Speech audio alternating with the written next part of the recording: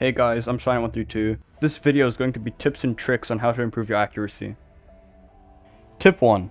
Firstly, we need to know how accuracy works, obviously. Accuracy is split into two different sections. The first part of accuracy is the swing angle. When swinging more than 100 degrees before hitting the note, you will get the maximum amount of points for the before swing, which is 70. And then if you follow through with another 60 degrees, you get an extra 30 points, as shown here.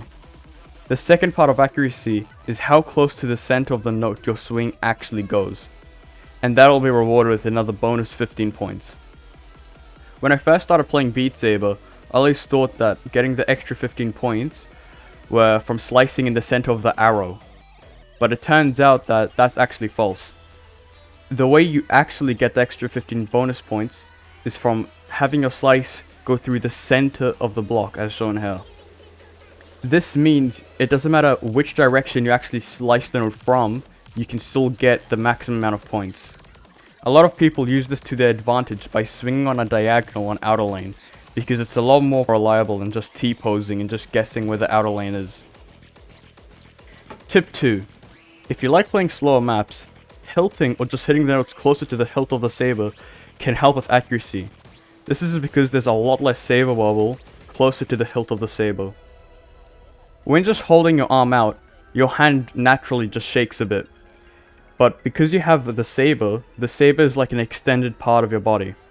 If you try hitting a note at the tip of the saber actually wobbles more there, so you're more likely to shake to a point where it's going to affect your accuracy. This is why a lot of accuracy players hilt the notes, because the less saber wobble helps a lot when it comes to being more consistent with accuracy. Tip 3. In Beat Saber, because you swing through the center of the note, like I explained before, it's actually a lot better to swing in a straight line from a note to another note instead of doing circles. What I mean by this is if there's two notes in the middle lane and two in the outer lane, instead of swinging down and then curving your way up, if you swing just in a straight line diagonally, it's a lot more consistent for maintaining accuracy. Tip 4. One thing that will help you out with the last tip is if you have straight swings, you can even more consistently hit the notes diagonally, which will increase your accuracy even more. The main way you can really straighten out your swings is changing your controller settings or grip. But even if you mess around and you aren't able to get exactly straight swings, it's better to have an inwards curve than an outwards curve, as I found that's more consistent. I've linked a controller settings guide in the description. Now, I've had this video done for a while, but I hadn't uploaded it as many of you have probably been waiting for the new slider update. But now that the slider update has finally been released, I can now show you guys how accuracy works with the sliders. The main thing to note is the first note of the slider can give you a maximum points of 85. 70 from the pre-swing and 15 for accuracy. The small sections that follow will reward you with 20 points no matter what. Unless you miss them, of course, which will reset your combo like a normal note.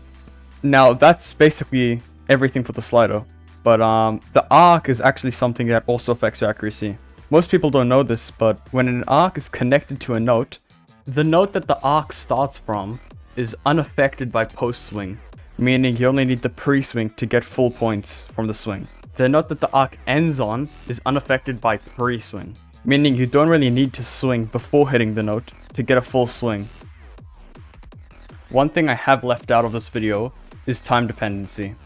Time dependency is quite important when it comes to consistency, so if you want to know more about it, I've linked a really good video in the description. And that concludes the video. These are all the tips that I currently know and I think that are helpful. And that's basically it. Hopefully you guys enjoyed the video, and I'll see you guys later. Bye.